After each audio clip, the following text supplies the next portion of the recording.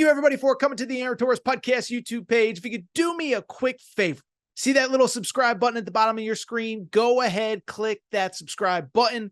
Really does help our channel grow, our audience grow, and I really do appreciate it more than you know. So click that subscribe button. Appreciate your support. Now, here's the video that you came here for. Switch gears, and I want to do a little bit of a YouTube bonus segment here on the Aaron Torres Pod YouTube channel. Because let's be honest, it's a busy time. There's a lot going on. There's something that I absolutely want to discuss.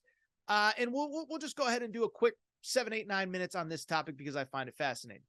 It is obviously a very busy time of year on the college football calendar. Transfer portal overlapping with the high school recruiting, obviously the coaching carousel. You got hirings and firings, not only at the head coaching level, but with the assistant coaches. Oh, by the way, and in the midst of all that, you have teams preparing for bowl games and obviously for Michigan, Alabama, Washington, and Texas, a college football playoff appearance. I bring it up very simply to say that while there's a lot at stake for all 131 FBS teams right now, I think you could argue there's not many places where there's as much at stake over the next few months than there is in Gainesville, Florida, with the Florida Gators. You don't need me to tell you that it hasn't been a very good couple years for Billy Napier since taking over. 6-7 last year, 5-7 this year. And look, I was an early defender of Napier. Dan Mullen, I don't think left very much talent in the cupboard, but you needed to see a little bit more growth this year, and you need some sort of momentum this offseason going into next year. I bring it up because for all the negativity, I do think there were just glimmers of some positivity at Florida. One, there were pieces on this 2023 squad, even if it wasn't great. You saw little guys that could contribute, guys that overachieved, whatever. But more specifically, you have the number 6 ranked recruiting class in college football. Now, it was as high as number 3. It's down to number 6, but a lot of talent coming in. And if you can keep a couple key pieces, plug in that 2024 class, and then get to work on 2025, we might finally start having something going here at Florida. I bring it up because we'll see about the recruiting, and we'll talk about that in a minute. But this offseason is not off to the start that Billy Napier or any Florida fan that is defending Billy Napier wants.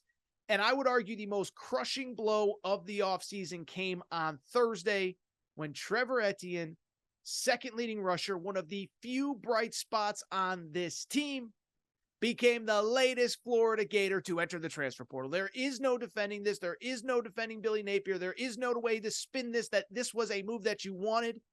And it just proves again, something I've been saying for really 3-4 months now. I'm just not sure Billy Napier is the guy at Florida, okay? So let's dive in. First of all, as I said, Trevor Etienne on an otherwise disappointing team, I thought he was really one of the few bright spots, okay? Listen, I thought Graham Mertz overachieved at quarterback. I will give Billy Napier credit. I thought that was a good eval on his part. I did not see from Graham Mertz at Wisconsin what Billy Napier clearly did. But at the same time, outside of Graham Mertz, there were, like I said, just a handful of positives when you go ahead and look at this Florida season. And Trevor Etienne, I'm going to say probably Travis Etienne about 3 or 4 times, so forgive me, but Trevor Etienne was one of those few bright spots, okay? Second leading rusher, 753 yards on the season. That was behind, again, not a great offensive line. He had 21 catches out of the backfield, averaged 5 yards per carry, 8 yards per catch, and had 9 total touchdowns. And so again, on a team where there were just not very many bright spots, this was a guy you needed to keep, and instead he is going to look elsewhere. The problem? This is part of a growing trend in Gainesville, Florida, as in total, transfer portal just opened on Monday. We have had 14 players from the Florida Gators roster enter the transfer portal, okay? I know that every team loses players to the portal, but 14 players in less than a week is a lot. And here's the crazy part. I saw this from Nick Del Torre, who covers Florida for On3. He said that Billy Napier's first class in 2022, remember, he came in with so much fanfare. Dan Mullen doesn't like to recruit. Billy Napier gets it. He's going to put in the work. Well, of all the guys that signed in that 2022 class, now half of them, with Trevor Etienne out the door, have decided to leave the program via transfer. That is not good anywhere. And on top of that, that's especially bad at Florida, at a place where you need a good year in 2024. Well, guess what? Who is supposed to be the backbone of the team in 2024? How about that 2022 recruiting class? How about the guys that are juniors? Now, half of them are gone. That is just not a good sign, and there is no way to spin it. And so it goes back to what I said, and it really goes back to what I said really late in the season. Listen, I talk on this show all the time about what should happen, what could happen, and what will happen. And I remember saying as recently as, 5-6 weeks ago, when it really started to go sideways, I go, look, Billy Napier will not get fired in year 2 at Florida. And I don't think he should. I don't want to say that. He won't get fired in year 2. It's not going to happen. Florida's had too much coaching turnover, from Muschamp to McElwain to Dan Mullen to now Billy Napier. You just can't go through another coaching change this offseason. But what I said was there's a difference between what will happen and what could happen and what should happen. I said, I think Florida has to at least consider it because it is going sideways. And if you're a Florida fan, and by the way, jump in the comment section and tell me if I'm wrong. What are the positives about Florida football right now? Okay. Because think about it. One, as I said, the on-the-field product is not good. And there's no real reason to think it's going to get better. As I said, your best skill position player just entered the portal in Trevor Etienne, really good player. And I know that Graham Mertz is coming back for another year, but what real positives are there to think that you're going to go from 5-7 last year to like a significant upgrade to like a 7-5, even 8-4, let alone, the 9-3, 10-2, whatever. What makes you think that there's any reason to think that you're going to? The run game was bad because the offensive line can't block. 77th in the country in rushing offense. The defense, certainly there are pieces, but I don't think that it makes, I don't think that it makes you feel good if you're a Florida fan that, I don't think that the 70th ranked total defense in college football is something that you're happy with in year 2 under Billy Napier. Beyond that, I'll say this about Napier, and this is the thing that I think would concern me if I was anything else. And I said this a few weeks ago. It's not only that Billy Napier loses games, 6-7 in year 1, 5-7 in year 2, not great at math, but that's what, 11-14 overall. One, I don't care who you are. Florida Gators coach should never be 11-14 through 2 years. I'm sorry. That is not acceptable. But when Billy Napier loses, it's not only that he loses, like he loses in the most embarrassing ways possible. Most embarrassing ways. Think about this year. One, opening night gets punked at Utah by a third-string quarterback. Well, you kind of sit there and say, well, it's Utah. I don't know. I mean, maybe they're really good. Turns out Utah wasn't very good at all. Turns out Utah, as a matter of fact, with that third-string quarterback, Cam Rising never came back. Well, guess what? The Utah Utes, the 2-time reigning Pac-12 champs, at the time they were ranked very high in the standings. They end up finishing a respectable 8-4, but 8-4 nonetheless. And it wasn't even competitive against Florida, okay? 2, you lose to Kentucky. You give up, you don't just lose to Kentucky, 3rd time in 4 years, but you give up 280 yards rushing to Ray Davis. Ray Davis has a historical night. You think, well, maybe Ray Davis is just a Heisman contender. No, he had nothing close to that the rest of the year, but he put up 280 against Florida. The Arkansas loss. That was the crusher because then you don't even, then you're fighting to get bowl eligible.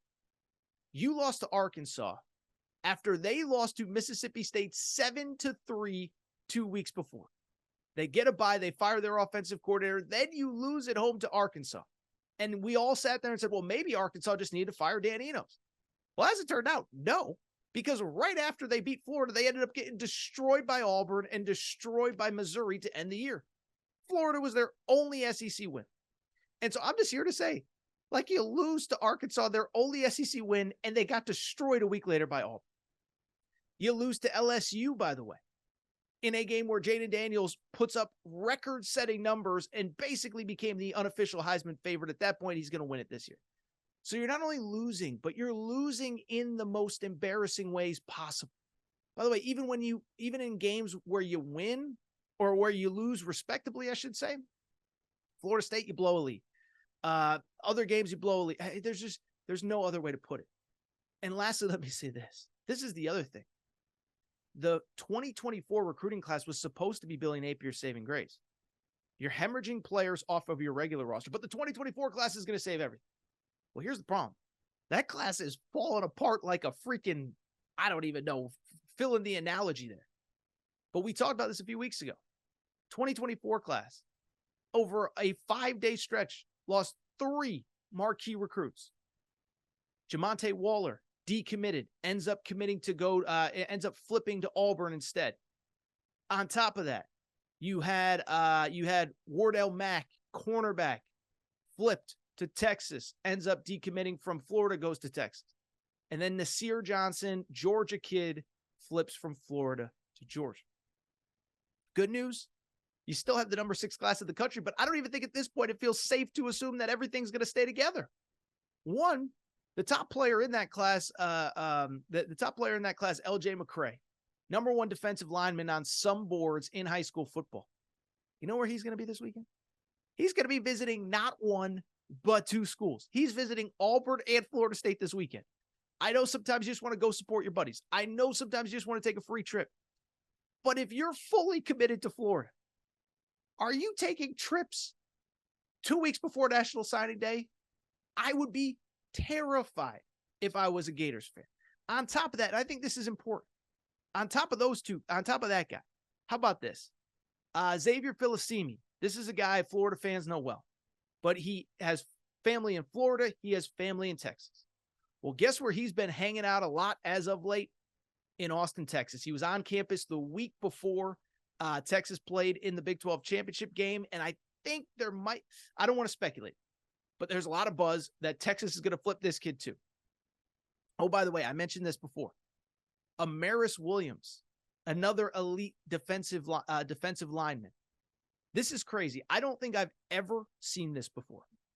He's on Florida's commit page on 24/7 Sports. But he has a crystal ball prediction to Ohio State. So all the crystal balls are to Ohio State, even though he's technically committed to Florida. It's like, what are we even doing here? And then here's the kicker. DJ Lagway is the quarterback that is kind of the leader of this class. Maybe it's nothing. We'll see. Dad did just follow Mike Elko, though, on Twitter. Maybe it means nothing to the kids from Texas, whatever. But if this 2024 recruiting class falls apart over the next 2 weeks, I'm just here to tell you, it is going to be code red in Gainesville. You cannot afford to lose all these guys, not under the circumstances in which it appears as though it's going down. Because you have no talent in your upper classes. The recruiting class is supposed to be the saving grace. And by the way, have you seen the schedule for next year? Schedule for next year is insane. They open against the Miami Hurricanes at home. By week 3, you're playing Texas A&M at home. You also, by the way, play Central Florida UCF in the out-of-conference. You close the season at Florida State. So your out-of-conference has 4 games. Miami at home, UCF at home, Florida State on the road. Let's also remember, next year, no divisions. You know what that means? No South Carolina, no Vanderbilt, 2 teams that you beat this year. You still have to go to Texas. You do have Georgia in that neutral site game as always, at Tennessee as well. So you get Texas A&M and Ole Miss at home. You get Texas and LSU on the road, LSU is at home. But you keep LSU, you keep Georgia, you keep Tennessee. And then instead of having South Carolina and Vanderbilt, you now have Texas and Ole Miss plus Texas A&M.